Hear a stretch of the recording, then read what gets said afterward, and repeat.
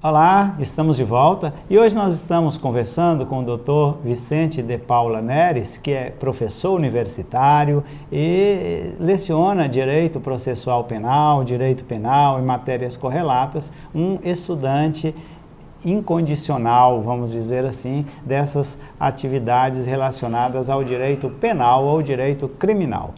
E nós falamos que no fim do bloco anterior que nós discutiríamos agora essas operações da polícia e às vezes do Ministério Público que levam nomes de operações com nomes específicos ligados sobretudo à atividade dos criminosos.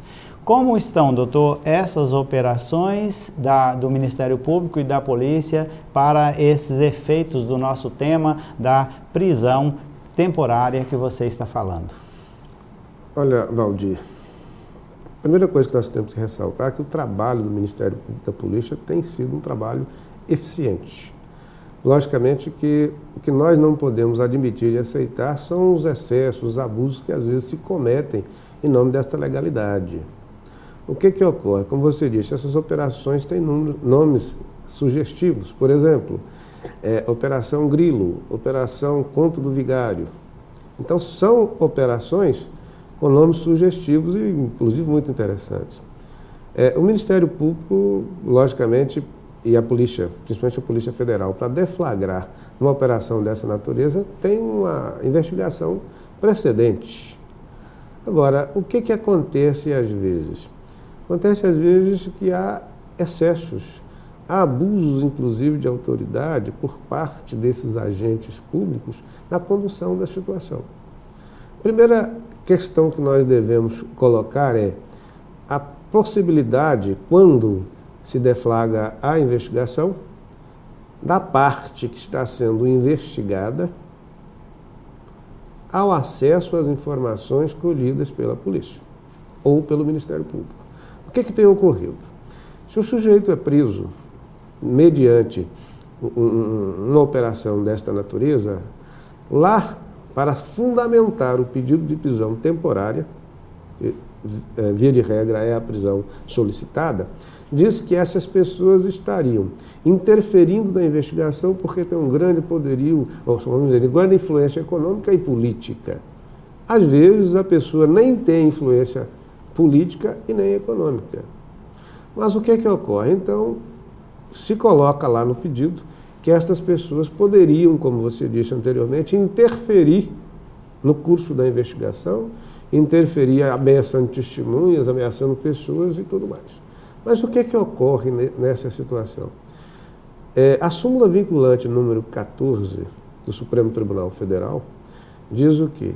Que o investigado, para fins de defesa, diretamente ou através do seu advogado, tem direito a ter acesso aos elementos da investigação já devidamente formalizados.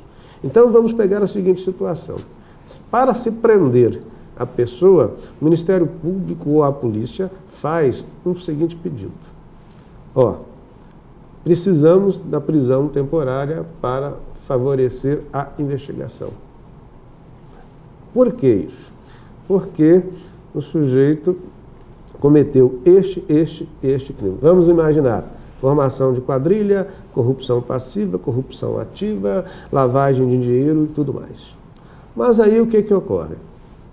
Para fundamentar o pedido de prisão provisória, no caso a temporária, o requerente ou representante, delegado ou Ministério Público, o que faz?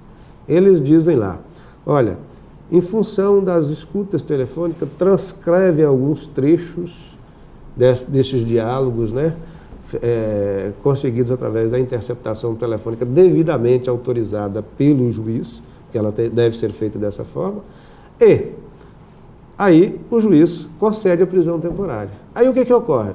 O advogado dirige-se à repartição, ou seja, à delegacia de polícia, ou ao Ministério Público, ou ao próprio juiz, e solicita acesso à investigação policial.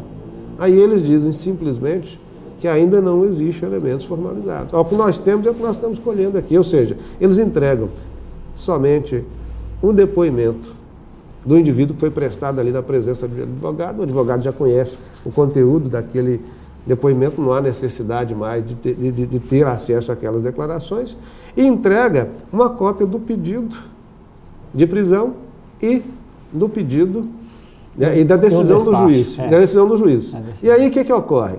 E lá citam uma série de provas, mas essas provas não estão à disposição da parte. Ou seja, isso ofende frontalmente a Constituição Federal. Por que ofende frontalmente a Constituição Federal? Ofende a ampla defesa, ofende o contraditório. Como que o sujeito vai se defender de uma investigação ou de uma acusação se ele não sabe quais são as provas que estão dirigidas contra ele, foram colhidas contra eles? Então, isto é um abuso e nós não podemos aceitar esse abuso. E aí nós podemos perguntar, neste caso, como fica o Estado Democrático de Direito? Está na Constituição. O Brasil é um Estado Democrático de Direito. O que significa isso? Existe uma Constituição e abaixo dessa Constituição um conjunto de leis que estabelece direitos e deveres. E esses direitos e deveres são estabelecidos para as pessoas que vivem em território brasileiro, sejam nacionais ou estrangeiros, mas também para o Estado. Se o Estado tem direito de perseguir criminalmente, a pessoa para puni-la quando ela infringe a norma penal, mas o cidadão também tem um direito, e é através desse conjunto de princípios e leis, as garantias constitucionais que estão estabelecidas, é que o cidadão vai poder fazer objeção à arbitrariedade estatal. Nós, com certeza, devemos referenciar o trabalho que vem sendo feito pelo Ministério Público. É uma instituição séria, mas o que não se pode admitir são os abusos que às vezes se cometem em nome dessa legalidade. Professor, eu até lhe pergunto, dentro do que você está falando, mais por uma questão de uma opinião pessoal. Talvez não apenas na questão da legalidade, embora você pode também falar da legalidade. Uma pessoa é investigada, essa pessoa é indiciada, a ela é imputada a prática de um crime. A polícia avisa a televisão com antecedência, só a televisão sabe, mais ninguém, nem a pessoa sabe, e chegam lá para prender a pessoa em casa, muitas vezes, vamos dizer, de pijama, sem nenhuma arma na mão, e, no entanto, eles algemam esta pessoa para expor essa pessoa ao público, algo para mostrar que essa pessoa é uma infratora. Essa algema não estaria reservada apenas para as pessoas que resistirem, que tivessem um risco de fuga e outra de reação? Olha, Valdir, isso também é objeto de uma súmula vinculante, O uso de algemas deve ser em caso de extrema necessidade. Quando o sujeito coloca em risco a sua própria vida ou a de outras pessoas, ou quando ele faz objeção que é necessário o uso de força moderada para prendê-lo. Como você colocou, às vezes se chega, por exemplo, na casa de um vereador, na casa de um deputado, na casa de um médico, de um engenheiro, de um comerciante, supostamente envolvido em fraudes, vamos imaginar, contra o Sistema Único de Saúde. Desvio de verba para a compra de medicamentos. Bom, se houve o desvio de verba, isso foi comprovado, está comprovado, essa pessoa precisa ser punida. Mas veja o que acontece nessa situação que você colocou. Há uma antecipação da culpa. Então, assim, fere a dignidade da pessoa humana, fere a imagem da pessoa que a Constituição diz que não pode ferir.